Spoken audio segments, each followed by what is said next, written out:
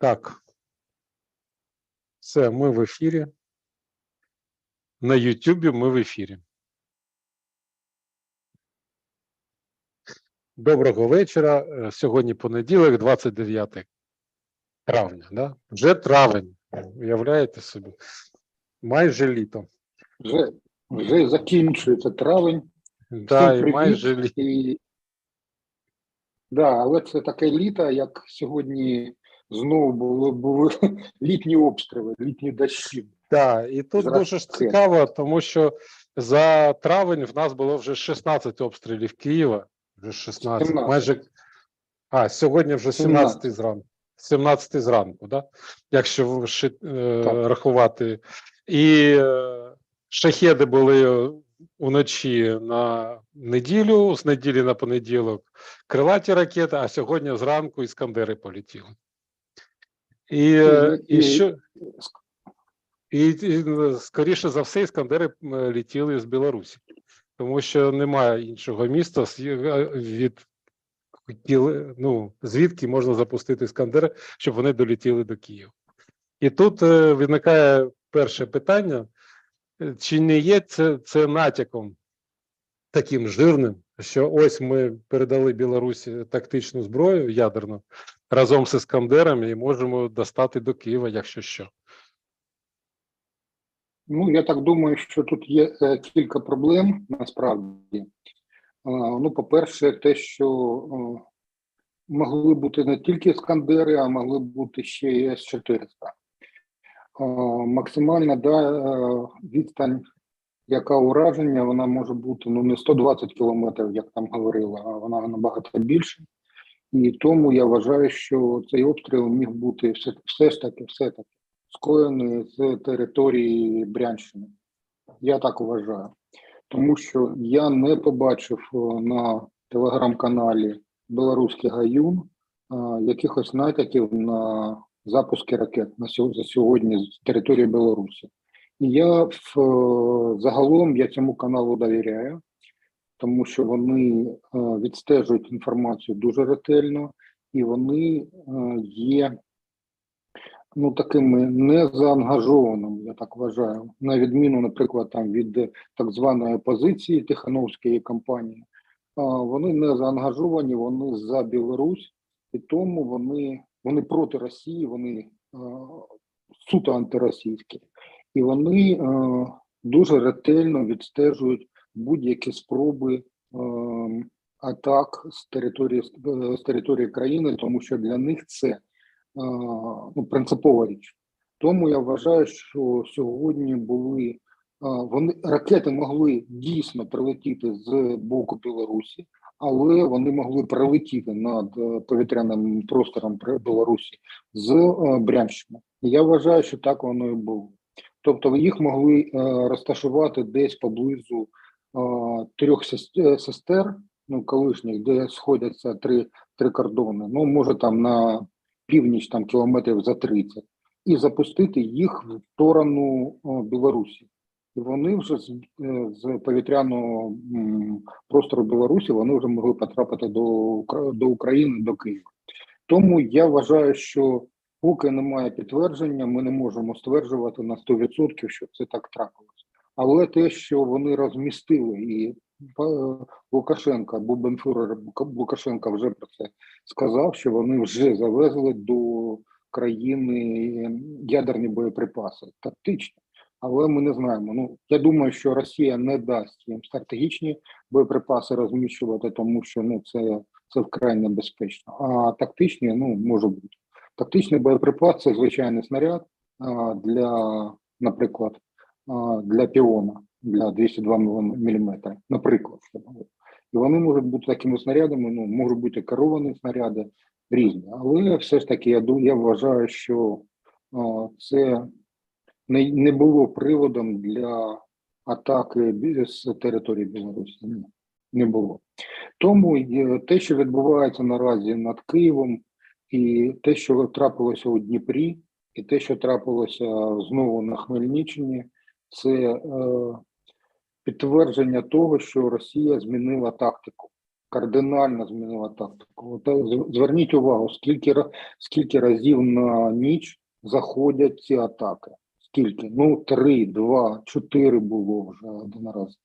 І я вважаю, що це вони копіюють тактику таких килимових бомбардувань, які свого часу застосувала Німеччина проти Великої Британії, і як відповідь союзники бомбардували Німеччину. Тобто, коли заходять, наприклад, 100 ракет і 50 дронів, будь-яка протиповітряна оборона може не спрацювати. І так воно і було насправді, тому що те, що нам повідомляють, все добре, але все ж таки вони долітають. І навіть уламками може щось пошкодити. І люди гинуть все одно. І те, що, наприклад, там впало сьогодні на проспекті Бандери, нам сказали, що це уламки, і, скоріш за все, це є уламками, тому що те, що я побачив, те, що Кличко оприлюднив це відео, я вважаю, що це саме уламки. Тобто, коли ракета збиває іншу ракету, зокрема балістичну, вона її просто завдає їй пошкоджень, певних пошкоджень. І вона, наприклад, відриває, наприклад, двигун. Буває таке. Або там її якимось чином оскілками її там пошкоджує. І ця ракета, вона і далі летить, і вона падає. Вибухівка нікуди не поділася, вона впала, і так само і дрон. Якщо його, наприклад, збили з стрілецької зброї, там, з кулеметів, наприклад, спарених, з зенитної там якоїсь установки, то цей дрон, наприклад, відбило йому хвіст, чи одне крило. І він впав. Ця бомба, вона падає на землю. І куди вона впаде, ніхто не може сказати.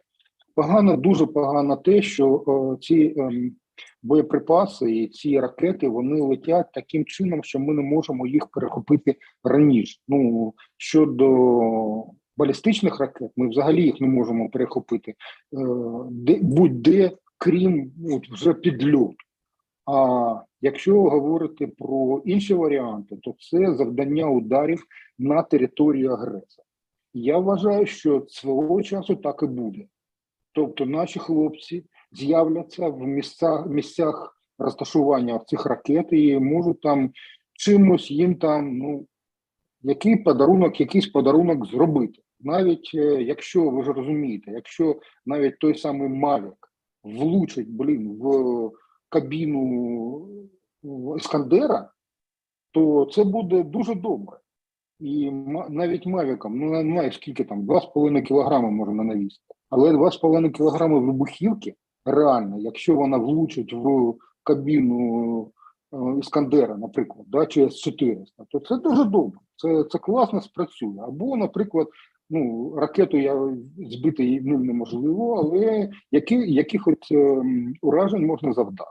Я вважаю, що так воно і буде, тому що ось тут ми вже повертаємося до тієї події, про яку ми говорили минулого разу, про рейд РДК і Легіону «Вільна Росія», «Свобода Росії». Що я можу сказати? Я минулого разу сказав, що я не вважаю це якоюсь провокацією. Може бути, але ні, скоріш за все ні. І так воно і сталося, тому що вже за тиждень, все ж таки вже якийсь там час минув, і ми вже бачимо, що це була цілеспрямована акція. Це була перевірка на важливість, насправді. Тобто, як вони боронять свій кордон? Вони вони навіть, ці хлопці, їх було замало, я вважаю, скільки їх там було? До 2 років їх було. Але вони підійшли там на відстань до 10 кілометрів до арсеналу стратегічних ядерних боєголовок. Так, на хвилиночку. І це вже був кіп. Вони там, росіяни, підняли купу навіть танків, вони там вивели, і купу вертольотів. і щось там вони втратили. Насправді там були невеликі бої. Тобто, метою цього рейду було промацування. І це промацування довело, що Росія не дуже може захищати свої прикордонні області. Тобто вони там проти Харкова вони там якось там укріплюються на Білгородщині, а те, що стосувалося, наприклад, там Брянщини або там Климовський район, да, там, або там в районі Суджі, де проходить газогін, то нічого не, в них немає буквально ніякої оборони. Ну, тобто вона така хлипка, вони всі сили кинули на нашу Україну. Ну, тобто в них для того, щоб тримати цей кордон проти якихось реальних подій, таких, це була розвідка боєм. Але якщо це буде цілеспрямована атака на конкретні об'єкти, наприклад, на аеродроми, то їм нема сил таких прикрити наразі. І вони вимушені будуть оголосити мобілізацію. Те, що я вважаю, що Путін і компанія намагаються усіляко уникнути. Навіть якщо подивитися на Конституцію Росії, Путін не мав права, він був зобов'язаний оголосити режим воєнного стану в цих областях. Він мусив це зробити. І він це не зробив. Чому? Я ж доходжу до того ж висновку, що це було зроблено як, вони все ж таки намагаються зберегти ситуацію, коли економіка буде працювати. Тобто оголошення воєнного стану – це купа кроків, які вдарять по економіці. Що б там не говорили. І це для них це критично. І вони цього не зробили. Тобто, я роблю висновок, що цей рейд зробив кілька, він мав кілька завдань, і він виявив, по-перше, що російська оборона, вона така, срала-мазала, з гівна і дрючків вона зроблена. Друге, те, що розвідку боєм робити можна. Ніхто, начебто, зашли на українських військовослужбовців не було. Були контрактники, які, я вважаю, що лежали там у них, що відмови від контракту, що вони вже, що вони відмовились на цей час, потім вони знову повернулися. І це були не українські підрозділи. Це вже дуже цікавий варіант. Я вважаю, що це дуже класно спрацювало. І третє, головне, вважаю, те, що російське командування вимушено буде у будь-якому випадку перекинути на ці напрямки, перекинути додаткові підрозділи. А мінус підрозділи – це плюс для нашого контрнаступу. Тобто я вважаю, що тут головне управління розвідки, а я вважаю, що саме вони планували цю операцію, я не впевнений, але я вважаю так, що вони спрацювали дуже потужно. І це було такою несподіванкою для Росії, такою, що вони досі не можуть до тями прийти. Я не знаю, там у мене є можливість читати там ворожі канали, телеграм-канали, я цим займаюся, я читаю. Тому що треба знати, про що вони говорять. Тобто канали ДНР, Базу, Стрілкова, звичайно ж, прес-службу Пригожина. Я читаю, наприклад, такий канал, який в Україні заборонено, це Рибак. І я його читаю. І я бачу не істерики, там, Солов'їний помет чи двох дур, там, дуреп, які там щодня ведуть якісь там політичні шоу, да, там, Симоньян, там, це взагалі треш. А я читаю тих, хто, справжніх ворогів. Тобто не пропагандонів, а я читаю ворогів. І ці вороги, вони досить притомні, повірте мені. Вони зроблять висновки з того, що трапилось. Однозначно. Тобто вони, те, що буде зроблено 100%, вони будуть мінувати всю територію прикордонну з Україною. Це вже однозначно, вони це зроблять. Я вже не говорю про те, що вони там збудують фортифікаційні якісь споруди, але ну, будь-яка оборона потребує людей. От що б там не говорили, заходить там Змій Горинич, є така машина, і вона так вогнем все випалює, ну таке для розмінування, випалює і певну ділянку. І ця машина може бути, цю машину можна, наприклад, можуть захопити наші хлопці під час боїв на Донеччині. І вони, ці хлопці наші передадуть РДК і Легіону, вони передадуть ці машини. Вони випалять цю територію і зайдуть спокійно на територію Росії, і там ще щось можуть зробити. Наприклад, на Брянщині, де є 2 там великих аеродроми. Звідки, до речі, могли бути сьогодні запущені ракети. Ну, таке. Тобто це, я вважаю, це дуже крута річ, дуже крута річ. І що б там не говорили там ці коментатори, там ще хтось, я вважаю, що це одна з суттєвих перемог, якими точніше таке, це локальна, але дуже корисна для нас перемога. Так, тепер треба повернутися все-таки на фронт, тому що фронт взагалі це тема, і треба тримати весь час на пульсі руку. І я, що можу сказати цього тижня? Він був дуже цікавий, дуже цікавий. Попри те, що лінія фронту майже нікуди не посунулася, тим не менш, я спостерігаю, і може там хтось уважно читає зведення Генерального штабу, я можу сказати одне.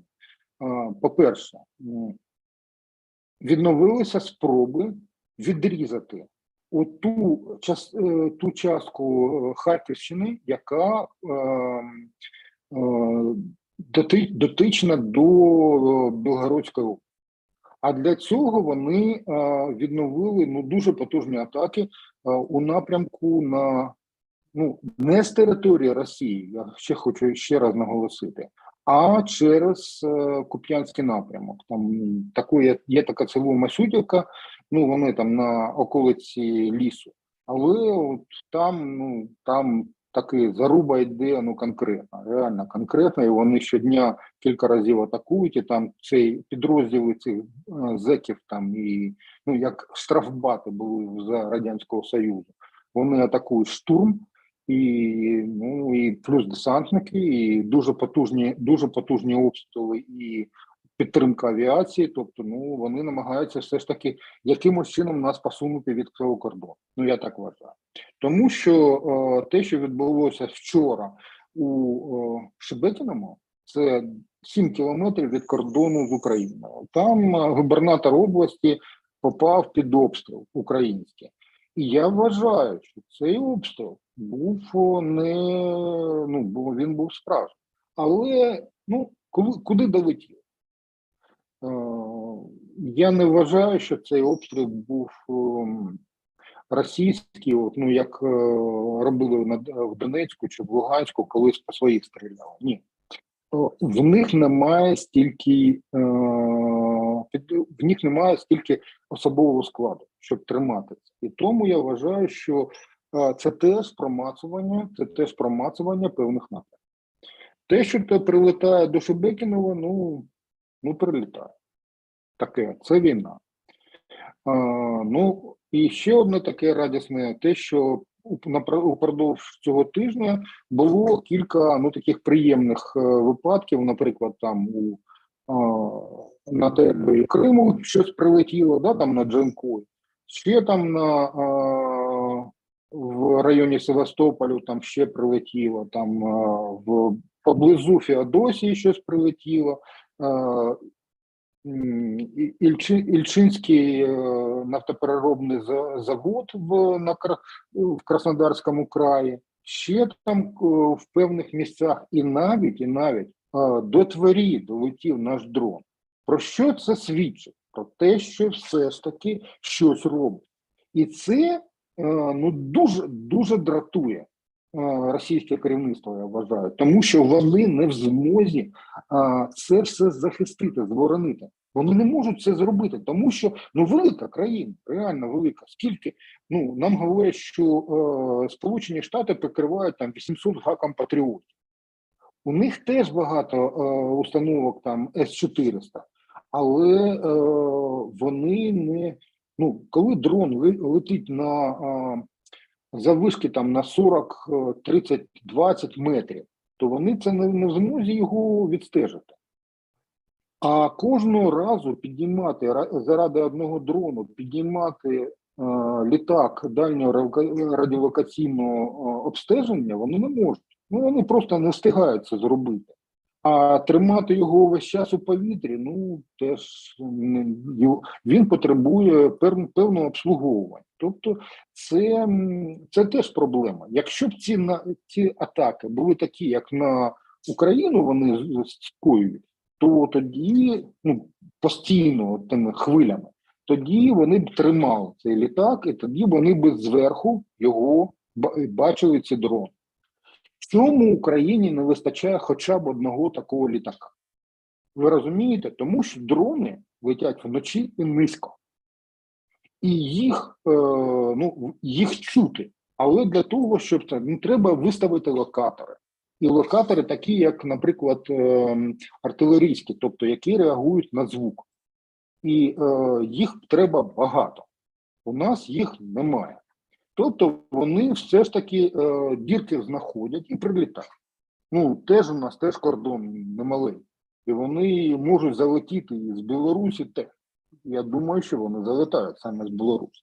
І тому це для нас проблема. Якщо б у нас був такий літак, а краще два, то ми б могли цей літак там тримати на півдоби. Наприклад, цей літак би зверху би на все це дивився. І ми би ці дрони, ми би все ж таки якимось чином знаходили. Але такі літаки потребують досить потужного захисту, тому що їх можна збити ракетами. Протиповітряна, ракета повітря-повітря, їх можна збити. І тому це комплекс. Нам їх не дають, тому що у нас немає авіації, яка спроможна їх захистити. І якщо б вони були, а я вважаю, що такий час все ж таки буде, то ймовірність того, що атаки будуть відбуватися набагато краще, ніж зараз, а зараз вони непогано відбуваються, повірте. Зовсім непогано. Якщо, наприклад, порівняти з тим, що було, наприклад, там взимку, порівняти, то зараз все круто, дуже круто. Колись там всі шахеди було збито. Це класно, насправді. Але все ж таки, коли йде комплексна атака з кількох напрямків, а вони можуть змінювати напрямки і ракет, і, крім балістичних, звичайно, і ракет, і дронів, вони можуть залетіти з будь-якого боку. Тобто вони залетіли з Білорусі, а атакують Київ, наприклад, з Білої Церкви, з напрямку Білої Церкви. Може бути такого? Безумовно. Тому нам потрібна протиповітряна оборона. І тепер я повернуся до Рамштайну. Ось тут треба говорити. І тут, загалом ці підсумки Рамштайну, ніхто не підбивав. Чому? Тому що майже нічого не було, поодинокі були такі заяви про те, що ось там Остін сказав, що Україна потребує боєприпасів і систем протиповітряної оборони якнайбільше. Але ми досі маємо всього 2 патріоти. Таке. Насправді нам це потрібно. Але ось такого якогось там гучних оголошень не було. Німеччина трохи додала, і зараз сьогодні вже було повідомлення про данську нашу допомогу, яка нам там буде. І те, що нам Нідерланди там обговорювали коаліцію цю винищувачів, яку там запропонував Зеленський кампанії. І вони, ну, оцінили, ну, нормально, ну, нехай буде. От подивіться, все ж таки всі рахують гроші. От що б там не говорило. Навіть нам ніхто не хоче давати списані літаки. Чому? Тому що просто літак, якщо нам нададуть його, то він потребує все одне, він потребує технічної підтримки, обслуговування. Він потребує зброї, все таке інше. Це комплекс, логістика і підготовка аеродромних якихось служб. Все це потребує, ну це великий комплекс. І тому, наприклад, там зараз там такі забаганки наші повітряні сили, командування, воно там, ну нам там потрібно для напрямку, для одного там 3-4 ескадрилі по 12-16 винищувачів. І насправді, якщо проти нас працює десь 50 з гаком ескадрилій російських, то ви розумієте, що 3-4 проти 50 – це нічого. Але ці літаки, вони досить круті. Плюс є нормальна зброя, їх можна, на них можна навісити дуже багато чого, і це платформа. І якщо на певному напрямку, коли буде все ж таки він розпочнеться контрнаступ, то я вважаю, що вони можуть розчистити певну ділянку. Саме розчистити. Ну, для цього вони потребуватимуть, безумовно, прикриття протиповітряної оборони, тому що з того боку теж все стоїть. І теж літає, і непогано літає, повірте мені. У них теж є ракети повітря-повітря, які з радіусом влучення до 120 кілометрів. У них все є. І є нормальні винищувачі покоління 4+, там Су-35, наприклад, модернізовані останні. І в них їх багато. Тобто це, ну така, але це певним чином це дало б змогу все ж таки, ну я не можу сказати, що переламати ситуацію, але змінити її на краще. Тепер все ж таки повертаємося до фронту. Я нічого не сказав про те, що на фронті, сказав про масютівки і пішов далі. А насправді, ну, було кілька зіткнень, ну таких досить важких зіткнень в районі Кремінної і біля Білогорівки на березі Сіверського Донця. Там вони теж таки намагалися посунути, ну теж такі потужні бої були. Навколо Бахмут ситуація, чи насправді відводиться Вагнер?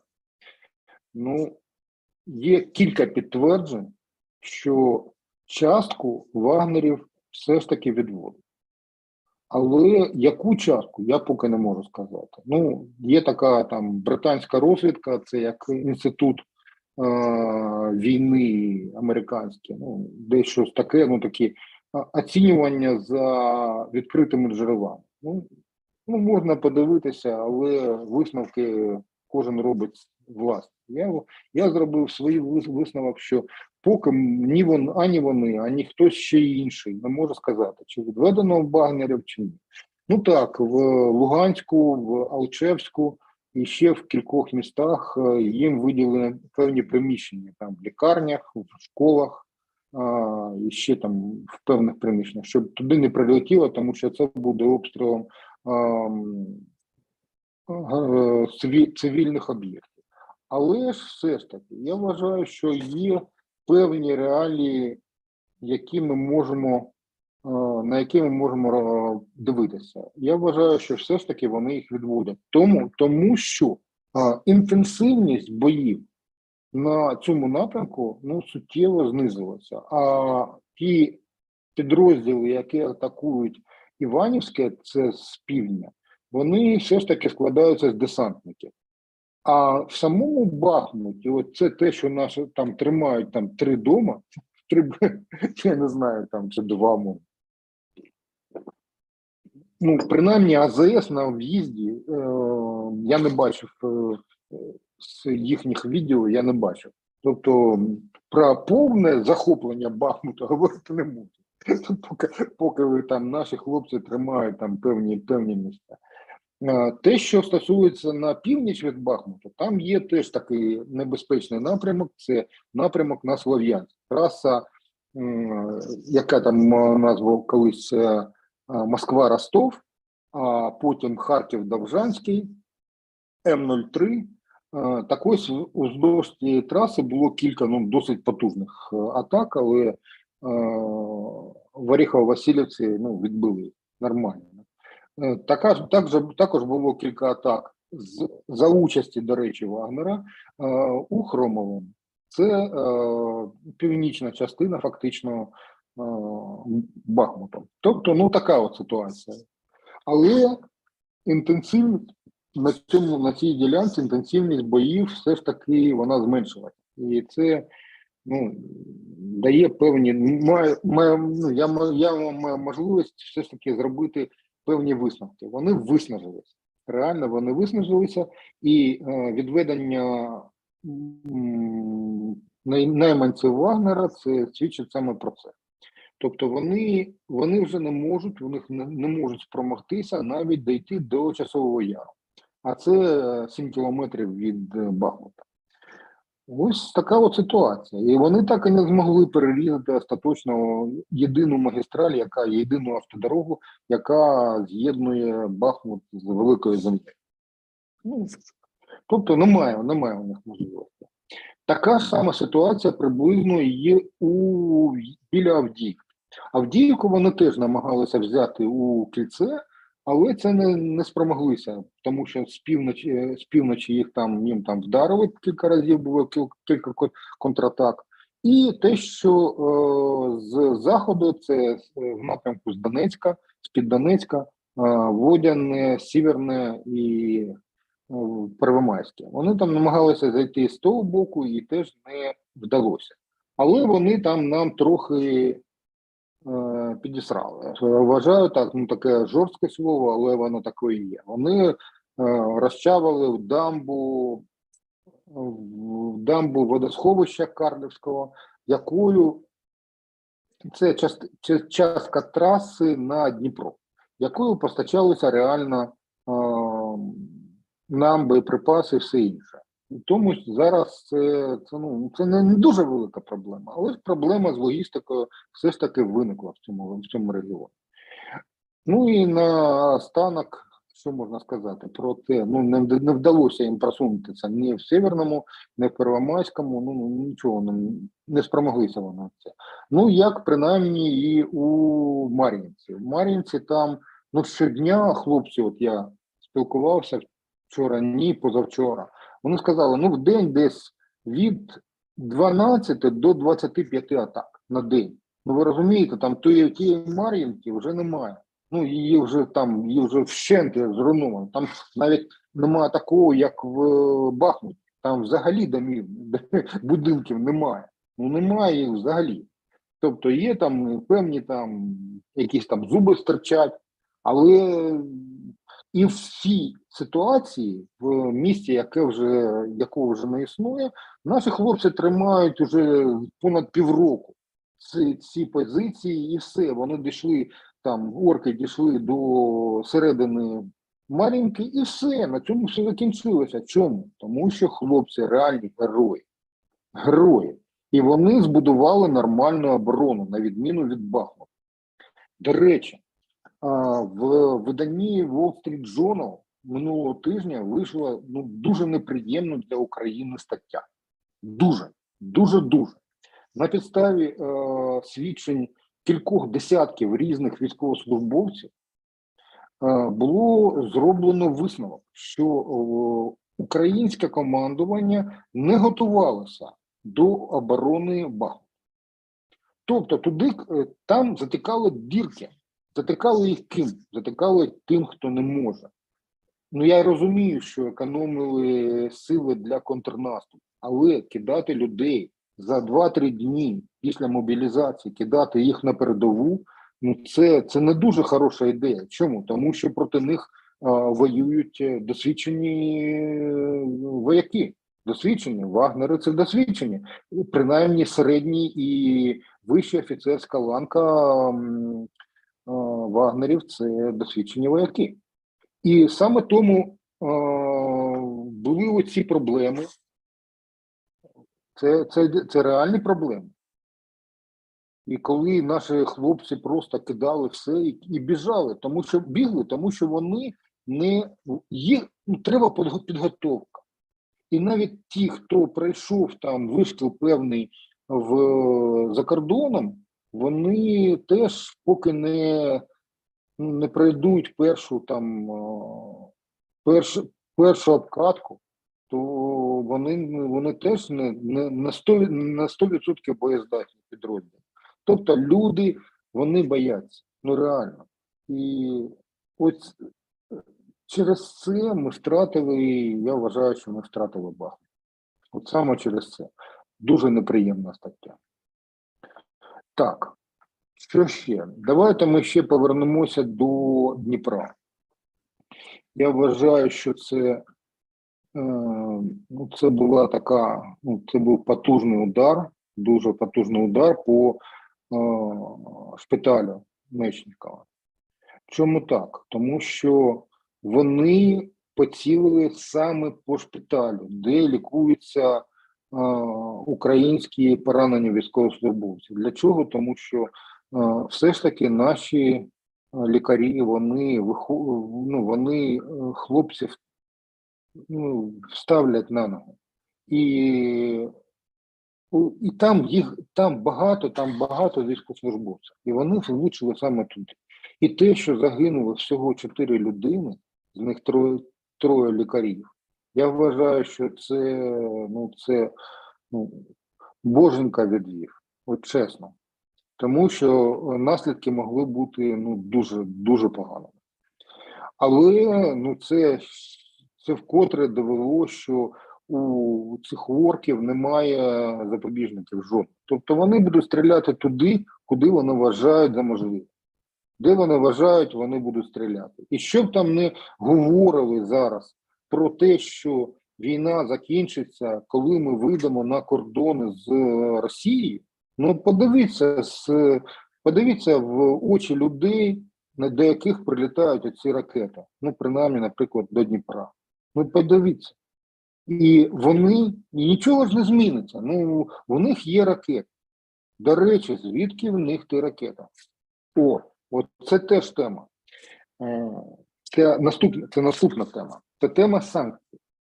І тут я хочу сказати одну таку неприємну дуже річ. Оці всі наші прогнозисти, всі ці гречники Генерального штабу, всі ці Жданови і всі інші там експерти так звані, вони нам вішали локшину на вуха, що у росіян залишилося усього 100 ракет, в них 10%. Та ви подивіться на те, що відбулося в цього місяця. Кількасот ракет вже прилетіло. Кількасот, реально. Звідки вони взялися? Звідки взялося, я думаю, що кількасот і шахедів прилетіло. Якщо там 54 летіло тільки за один день, а вже яка атака, і це був не тільки Київ, то йдеться про сотні. І це вже не постачання з Ірану, я думаю. Я вважаю, що вони вже налагодили виробництво цих дронів камікадзе, промислове виробництво, і десь там, причому на кількох заводах. Тобто вони можуть виробляти на день, принаймні, не менш, ніж 50 дронів. Виходячи з того, що є. Подивіться. А 50 дронів на день, з огляду на те, що ці підприємства працюють в 3 зміни, то це не менш, ніж 1200-1500 дронів на місяць. Ви розумієте, про що йдеться? Тобто вони нас будуть кошмарити і далі. І це завдяки тому, що є купа дірок в так званих санкціях. Ну, купа. Їх настільки багато, що навіть вже Європа вже там прийшла трохи до тями і сказала, ну треба щось робити і треба там запроваджувати санкції проти тих, хто дає змогу уникнути цих санкцій. І тут виявилося, що тут з'явилася така собі Угорщина з Сіярта і Орбаном, які ставлять там дрючки в колеса весь час на будь-які пропонування ЄС, Єврокомісії, вони говорять ні. Чому? Тому що вони їх там намагаються все ж таки примусити щось робити, ну принаймні все ж таки зробити якусь там антикорупційну програму, навіть у них навіть не Україна. І щодо виборів, у них теж є, у Європи є теж певні сумніви того, як це відбувається, про пропаганду, про те, що вони там з хуйлом ручкаються весь час і спілкуються. Згадайте, що Сіярто скільки там, три тижні тому мотався до Москви. Ну чому так? Ну от так от є. Водночас головне, що Європа не має, в договорі про Євросоюз немає опції виключення країни. От взагалі. І не можна, і так само немає опції виключення країни з НАТО. Ну немає. Ось вони, от як ці от емігранти, совєтські емігранти, які приїхали там до Сполучених Штатів і там, я не знаю, там обкладують там матюками оцей капіталізм клятий. Ну вони себе саме так поводять. І їх не можна, жодним чином їх не можна цього права позбавити. Тому що вони вже громадяни Сполучених Штатів чи Німеччини, особливо якщо з огляду на те, що якщо це ще й єврей, то викинути його з території, з Німеччини не можна ніяк. Ну, взагалі, це нонсенс. Так само, така ж сама ситуація і з Угорщиною. Але цього разу до Угорщини долучилася ще й Греція, яка всіми своїми там фібрами душі допомагає хуйлу продавати нафту. Тому що грецькі танкери задіяні у схемах продажу, переливання нафти на реді, змішування цієї нафти з іншими сортами, з іншими виробниками, і тоді ця нафта вже стає не російською, а якоюсь іншою. І з нею можна виробляти, наприклад, там дизель і все таке інше. Ось така схема. Ну, Європа там до певного часу там заплющувала очі, але все ж таки вони до них стало доходити. Можна так робити. І така ж сама ситуація, наприклад, з Індією. Там є така дуже чи не найбільша танкерна компанія світу зараз. Має назву, її створено було навесні минулого року. Вона має назву Gatic Ship Management. Індійська компанія, яка має там кількасот вже танкерів. Ну, вони там металобрухт, але вони плавають і вони возять російську нафту. І цього тижня було оголошено, є така Lloyd Register, є така компанія, яка там страхувала. Вона сказала, все, хлопці, до побачення, все. Ця компанія вже, вони спробували змінити прапор на цих кораблях, але це їм вдалося змінити. Але це жодним чином не вплинуло на рішення Lloyd. Тому у Індії можуть виникнути певні проблеми з постачанням нафти. Певні. До того, поки Росія разом з Іраном не прокладе залізничну гілку через Азербайджан і Іран до Індії. тоді вже все стане на інші рейки, і все буде дуже добре для них. Тепер, ну, тобто я сказав, і плюс, головне, яким чином постачаються мікросхеми, от ті чіпи до Росії. Ну, дуже просто. На AliExpress можна купити, ну, Росії, можна купити будь-які комп'ютери і будь-які комплекти. Ніхто Китаю це не забороняє робити. І вони торгують процесорами, відеопроцесорами, які використовуються у схемах, у комп'ютерах, які, наприклад, там задіяні в обчисленнях для створення нової зброї, літаків тощо і ракет. Ну, тобто все є. Навігаційне обладнання теж нормально постачається через Об'єднані Арабські Емірати і Грузію, до речі, і Казахстан. Яким чином це робиться? Ну і через країни Середньої Азії. Яким чином це робиться? А ось була така схема, і вона ще є, вона ще працює. Тобто замовник є в Казахстані, в Киргизстані, в Узбекистані, в Таджикистані, наприклад. І цей замовник отримує якусь продукцію подвійного призначення з Європи через, наприклад, Естонію чи Латвію. І десь по дорозі цей вантаж загублюється. Ну от загубився і загубився, все. І ось зник, хутко зник. І от європейці, там, де певна дослідницька організація прикинула, що це стосується чи не половини от таких вантажів подвійного призначення. Дуже круто, правда? І досі це не зупинили. Саме за позиції Угорщини і Греції. А оця гніла відмазка була, коцнутий талончик такий, це ось Україна включила до переліку спонсорів війни угорський ОТП банк груп і ще кілька підприємств з часткою капіталу грецького. І вони сказали, ні, все, це поки не виключимо. Ви вважаєте, що якщо там, наприклад, ну це взагалі, що таке включення до переліку спонсорів війни? Це взагалі ні про що. Тому що, перше, це жодним чином не впливає ні на що.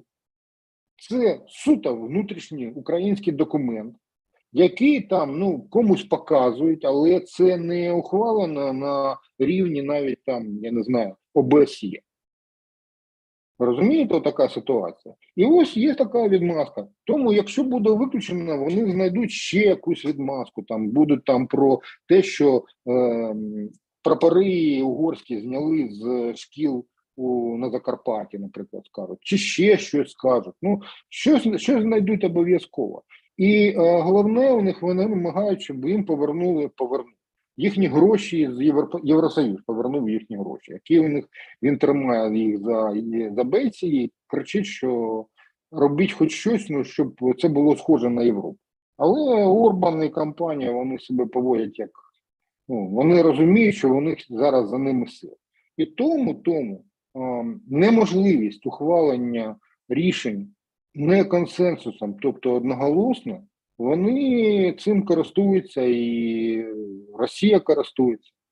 До речі, тепер повернемося, давайте так, зараз я такий наступний дуже красивою такою ситуацією щодо так званого того Чорноморської зернової ініціативи. Ось що це таке взагалі? Це домовленість, певна домовленість про те, що українські агробарони відвантажуватимуть своє зерно, яке вже нема де ховати, нема де зберігати, вони їх відвантажуватимуть Чорним морем. Я щоразу повторюю, що гроші за це зерно до України не повертаються. Інакше вони з'явилися б хоча б для закупівлі пального на українській міжбанківській валютній біржі. Їх немає, тобто на міжбанку цих грошей немає. Тобто ці гроші вимиваються з країни. ці гроші, зокрема, це гроші іноземної допомоги фінансової. Ну і ось тут ми подивимося на те, що відбувається так, добре, але ще Росія ще й руки нам викручує, щоб ми відновили відвантажування їхнього аміаку, який під всіма можливими санкціями через порт Южний, Південний. І вони це наголосили і в їхньому варіанті зернової цієї угоди. Така вимога є. А в українському варіанті такого не. Чому? Тому що того часу, коли підписували цю ініціативу, так звану, було, Росія сказала все ні, на все ні. Вона сказала, тоді ми зробимо так. Такі хитро продумані було, зрозуміло, з ООН. Вони сказали так, давайте ми зробимо два договори. Перший договір буде Туреччина, ООН і Україна, а другий буде Туреччина, ООН і Росія. І, як виявилося, вони були різні.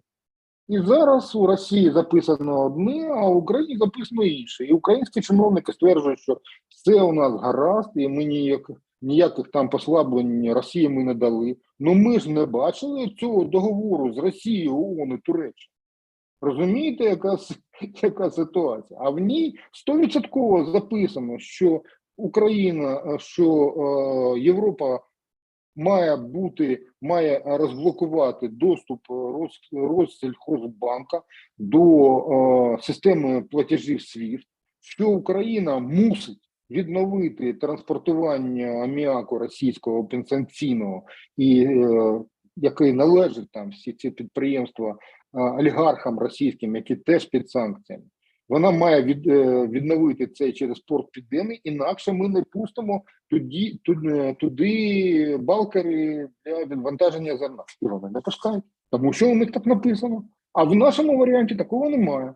І про це всі замовчують, розумієте? Тобто ніхто не бачив цієї зернової угоди і подовження цієї угоди. Був якийсь протокол, мав бути документ. І цього документу нам не показують. Запитання, чому? Він що, такий секретний, що його не можна там сказати? Чому нам нахабно брешуть наш міністр капіталіст Кубраков, великий крадівник, і всі інші, про те, що все це зроблено. І саме тому я вважаю, що вибори в Туреччині президентські, вони були надкритичні для Володимира Володимировича Хуйла. Тому що ця схема, він її тримає в руках саме завдяки Ердогану. Ердоган сам такий хитро продуманий, але є певні речі, якими Путін тримає Ердогана ось так. Перше, це гроші, які приховано заведено до Туреччини, завдяки чому вона досі ще тримається якось на плаву. Тому що при такій інфляції інфляція за політики, яка реально не може причинити щось інше, крім ще гіршої гіперінфляції, вона в певний час інфляція стала покращуватися. Чому? А ось там наші українські так звані економісти, експерти нам розповідають про те, що ось там така політика і Ердоган такий економічний геній, що він там плюнув на всіх і в нього все вийшло. І тому Ердоган це дуже круто. Насправді, якщо подивитися на російські гроші, які заведено до Туреччини, а це дуже великі гроші. І те, що пробачив сплату за газ за попередній період, Путін пробачив Ердогану тільки заради того, щоб тот виграв вибори. Більше немає. А подивіться, наприклад, на вливання в турецьку нерухомість. Вже запобіжники знято. Їх знято взагалі. А подивіться, яка кількість турецьких фірм має просто директорів турецьких. Ніхто про це не говорить, а насправді це офшор уже для Росії. Ну, тобто, це турецькі компанії, це турецькі директори, це турецька бухгалтерія, це турецький регістр, це все турецьке. Але гроші російські. Ну і ще приховано через ланцюжок певних там офшорних компаній, наприклад. І все, і до побачення, друзі. І так от саме обходять санкції, уникають санкцій. І саме тому розраховувати на те, що заводи російські, які працюють 3 зміни, вони зупиняться і не будуть виробляти ракети, і дрони, і все таке інше, і снаряди. Це дурня. Поки не буде тотальних санкцій. А тотальних санкцій не буде. Тобто у нас залишається єдиний спосіб – це перемога на полі бою. Причому перемога не в лобову, а перемога така, яку нас зробили, наприклад, з цим розвідувальним кораблем новітнім Іван Хорс. Ну, тобто, там йому там вдали нормально дроном в бочину, і він не затонув, але його було виведено з ладу. І зараз невідомо, де він. Чи він ще десь там в Чорному морі, чи вже його якимось чином затягли до Севастополя. Тому що ті кадри, які продемонстрували російські ці канали всі, вони жодним чином не стикаються з реальністю. Тому що після вторгнення до України росіяни замалювали всі назви на кораблях, всі номери. Взагалі немає жодних яких там позначок, що це за корабель. Ну, вони знають, що це за корабель. А ми-то не можемо сказати, тому що все замальовано. І тому цей корабель забезпечував, я можу сказати, досить суттєву він відігравав роль. Він як літак того дальньої радіолокаційної розвідки, але в морі. І він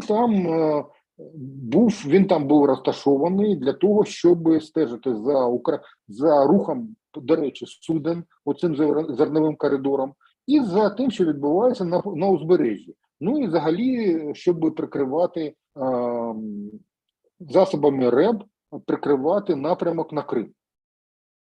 Його там вдарило, але у росіян залишилося ще 2 більш застарілих кораблі, ще радянські, але вони теж нашпиговані апаратури. Тобто стриг 2 і вже тріангуляцію вже не зробиш. У них там є ще малі кораблі, але це отака. Я до чого? До того, що це мають бути асиметричні якісь відповіді з нашого боку. Ми в лобову не зможемо виграти. Хоч ти там немає там жодного сенсу бити в лоб. Тому що Бахмут довів. В лобових атаках перемагає той, у кого більше сил і засобів. Все. Крапка. А якщо подивитися на наступ наш на Харківщині, то там перемогли не силою. Там перемогли правильним плануванням. І саме тому це така річ. Так, яка ще була? Так, ще 3 теми залишилося. Я швидко пробігуся. Перша – це тема про суддівську мафію. Те, що зробив так званий суддя, чи не суддя, я не знаю, як це можна назвати, оце там створення, Тандир, який вбив нацгвардійця на в'їзді до Києва ввечері. Він був там, п'яний там в дюпрі. І його цю автівку не розстріляли. Розумієте? Це порушення уставу. Це напад на пост. І його мали бути просто, його не мали зупиняти, його мали розстріляти. Він атакував пост. Чому це не трапилося? Тому що немає наказу. І ось такий він нахабний, він їхав і вважав, що все буде добре. І насправді для нього поки все добре. Те, що його заарештували, це не про що. Арешт – це не засудження. І коли минулого тижня там був вирок щодо вбивця цього маленького хлопчика у Переяславі. Який був вирок? А хто там був винний? Права лівоохоронці. І саме така ситуація наразі із суддєю Тандиром і суддєю Князєвим, яку позбавили там членства в Верховному ні, колегії Верховного суду і зняли з посади голови Верховного суду. Але кого на його місце призначили? От того самого суддю Кравченка, який не пройшов перевірку на доброчесність.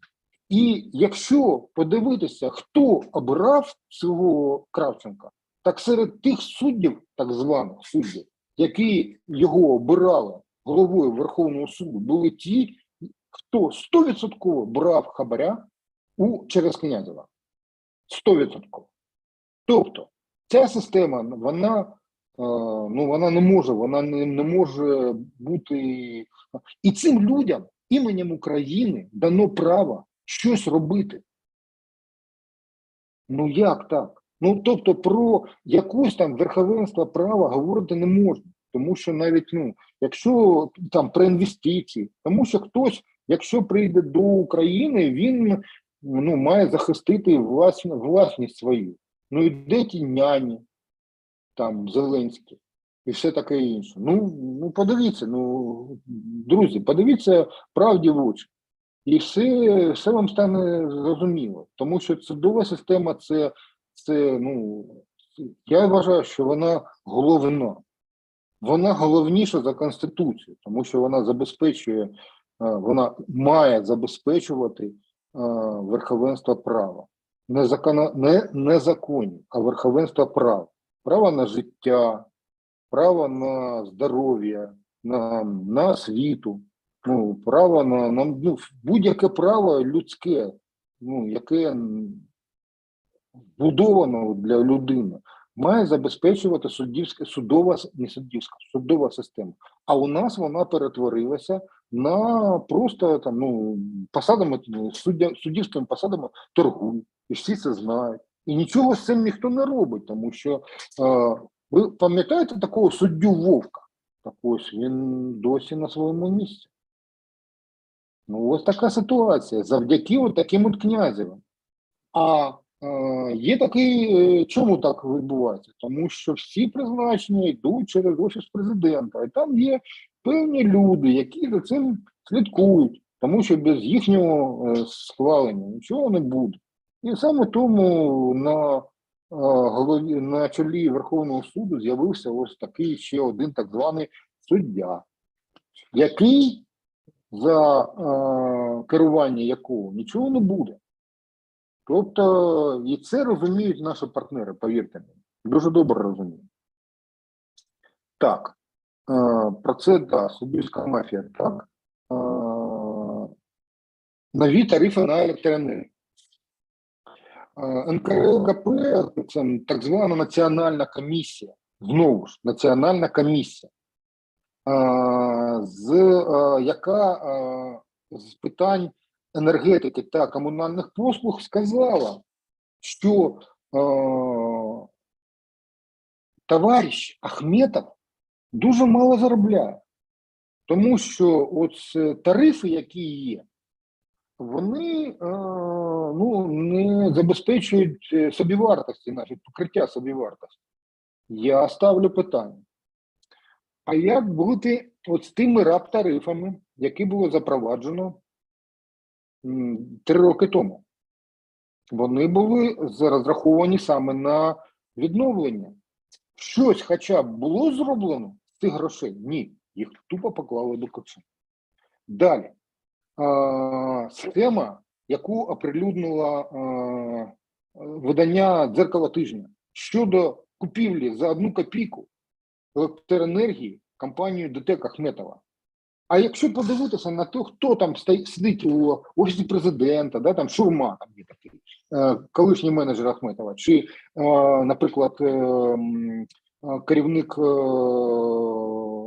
там Галущенка, там міністр енергетики, чи прем'єр-міністр Шмигаль. який теж його менеджер, то стає цілком зрозумілим, що Ахметову це подарунок. Хоча б одна тварюка відмовилася від енергетичних активів, попри все те, що відбулося.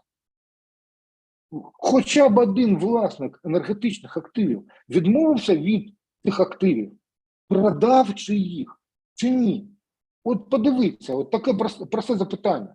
Якщо б хтось, наприклад, Коломойський, він захотів би продати свої частки там в обленерго, там, захотів би продати, він би це зробив, але він не продає. Якщо б отам нам розповідають, що ось генерацію теплову майже знищено ударами ракетними і дронами у Ахметова, так за чиїм коштом відновляється? Коштом міжнародних партнерів. Ну, тобто він нічого не втратив, насправді. Навпаки, він відновлює це виробництво іноземним коштом, те, що він не вкладав жодної копійчини. Розумієте? Тобто він не просто відновлює, він його модернізує іноземним коштом. І з нас за це хочуть вдвічі підняти тарифи. Тому що коли ми підняли тарифи на повітря, вони стали менше дихати, як там було у Чаполіна. Ну, ось така от ситуація. Тобто для мене це взагалі повне це. Так, останнє, давайте, мабуть, це про грабіж України і про те, як це впливає на ситуацію на фронті. Минулого тижня Українська Правда, а насправді не тільки вони, оприлюднили інформацію про те, що не менш ніж 30 справ розглядаються судами про неповернення коштів передплати за воєнну продукцію. Причому не просто якимось там лівими компаніями, а компаніями, які входять до складу Укроборонкраду. От того самого. Укроборонкрад рулить. І ось ці компанії, тільки там українські журналісти з'ясували, що вони побачили 30 справ. А насправді сума, яку сплатили, і вже рік десь ця сума гуляє, спацерує, 8,5 мільярдів гривень. Начебто не дуже велика сума, а насправді ніхто не знає, скільки таких було схем зроблено. Тобто наприклад, прогрес, таке було НПО, йому заплатили 1,5 мільярда, 1,3 мільярда гривень за постачання 15 тисяч пострілів для РСЗВ «Град». І де ці гроші? Немає цих грошей, все. Як яйця за 17 гривень. До речі, міністр, так званий, капіталіст Резніков, це один із тих людей, які я вважаю, про яких говорив керівник Dragon Capital Мазепа, що ви просто не знаєте новітніх українських мільярдерів, доларів мільярдерів. Ви просто їх не знаєте, а вони вже є. Я так вважаю, що кожен, хто може подивитися, може побачити і Резнікова, і Ярмака, наприклад, чи Кубракова, наприклад, міністра так званого.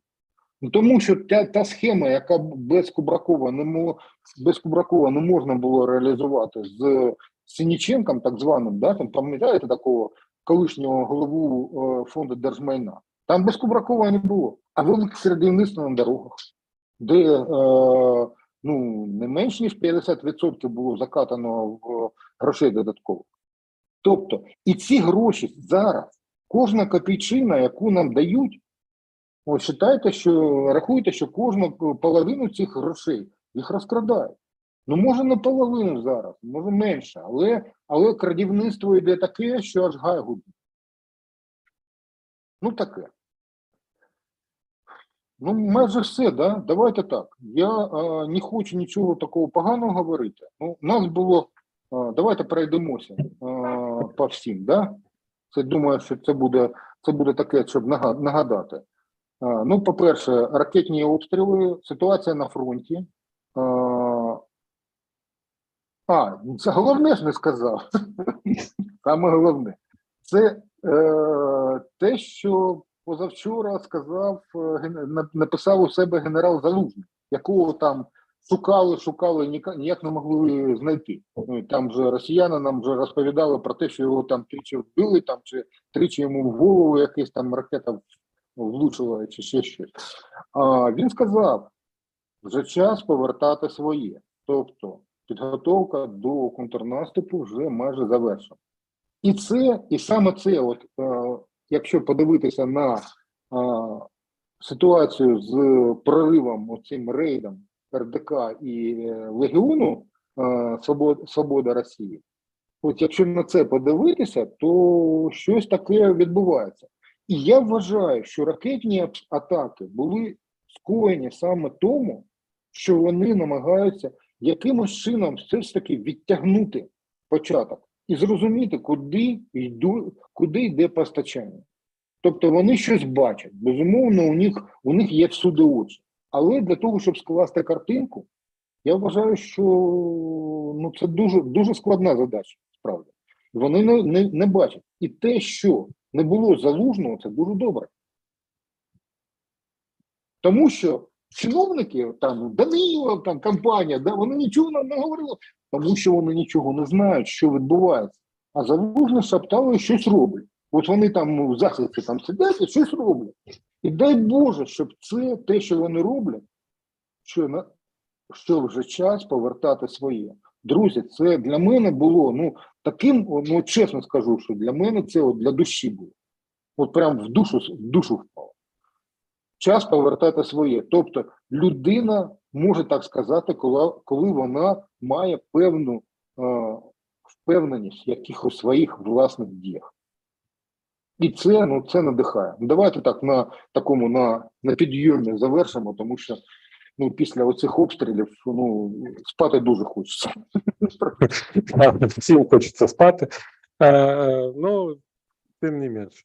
Залужного ж російська пропаганда там похоронила, як і Петріот. Вони про Петріот теж розказували довго, що вони його... Да. Сьогодні, до речі...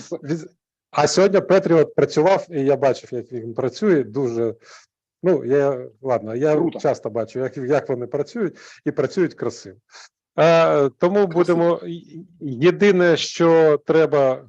Тут просто невеличка штука, я уточню цифри.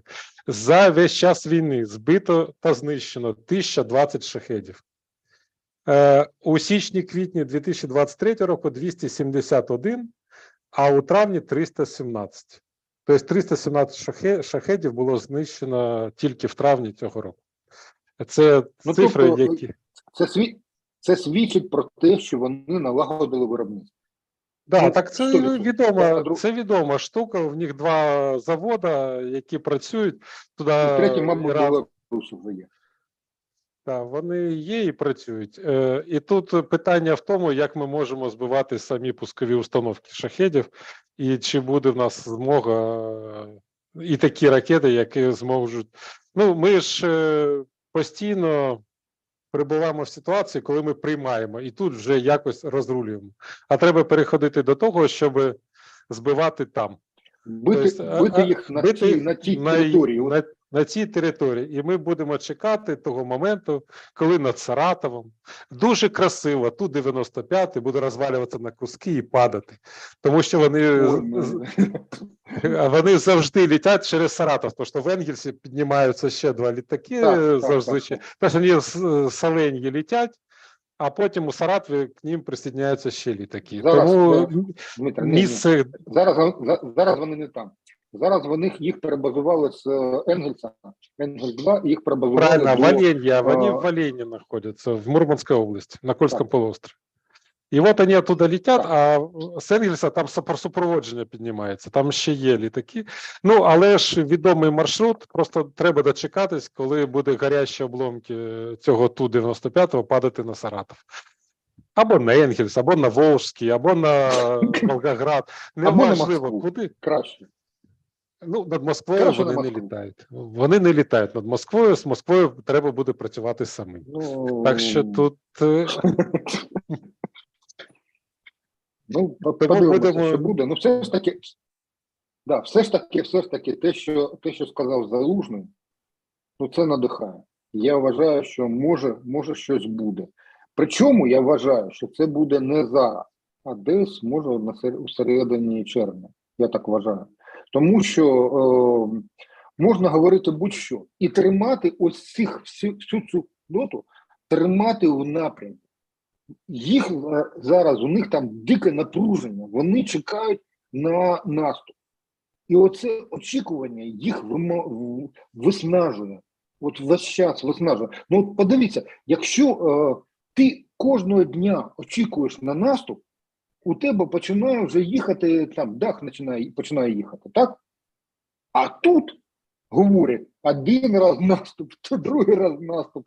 От зараз час повертати своє, а немає наступу. І у них починається вже мандраж.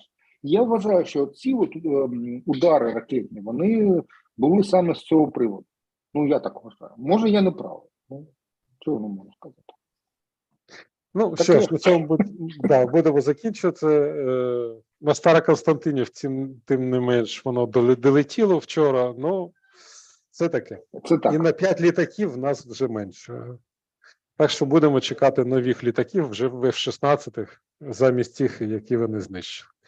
Ну що ж, на цьому будемо завершувати. Ну, сподіваюся, що завершення було оптимістичне.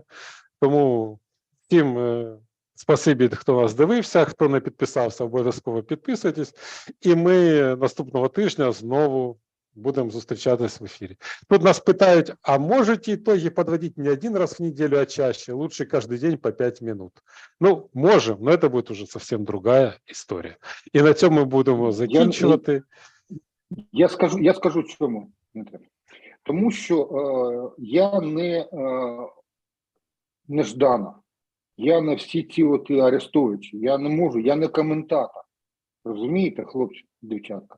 Я не коментатор, я людина, яка аналізує, яка читає дуже багато. І сказати, наприклад, без оцінювання всіх нюансів щось, можна ляпнути будь-що. Але це не буде, ну, я не хочу бути в ваших очах, я не хочу бути якимось там, ну, я не знаю, там, бла-бла-бла. Ну, я ж не Фейкін, правда? Я не швець там той, да, який там читає щось там з якихось там джерел невідомих. Одне прочитав і пересказав, другий прочитав, пересказав. Ні. От те, що я говорю, в такому вигляді, от зведене докупи, ви не прочитаєте ніде. Тому що я це все через себе пропускаю. І формую для себе картинку, а вам намагаюся донести своє бачення цих процесів. І саме тому щодня підводити, ну, читайте дайджести. От ще одне запитання таке.